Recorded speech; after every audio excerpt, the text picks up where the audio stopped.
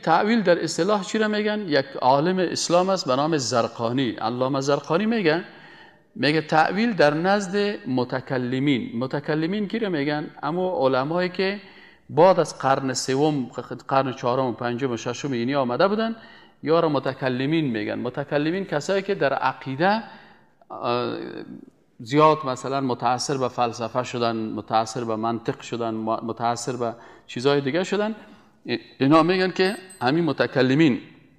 یا تعویل چی میفتن؟ گردانیدن نصوص متشابه از معنای ظاهری به معنای دیگه هست. یعنی معنای ظاهریش نمیگیرن، معنای دیگهش میگیرن.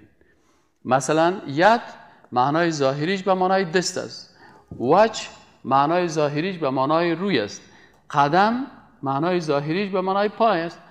این حال وقتی که این علمای متکلمین آمدن، اینمی معنای ظاهری از این نگرفتن، یک معنای دیگه بر از گرفتن. هدفشان چی بود؟ اونا هدفشان این بود که میگه والا صاحب ما میخوایم که اینمی ید به معنای دیگه بگیریم، به خاطر ازی که الله سبحانه و تعالی را ما تشبیه به مخلوقات نکنیم، به خاطر تنزیه و که پاک باشه و تشبیه نشه، ما همین کلمه را از اینجا میگیریم، معنای اصلیش نمیگیریم، معنای دیگهش میگیریم، تعویل میکنیم. و این میگه که چی هست؟ البته مخالف آنچه که علمای سلف یعنی صحابه، تابعین و تبع تابعین که آنان تفویض می نمودن. این تعریف علامه زرقانی است. علامه زرقانی چی میگه؟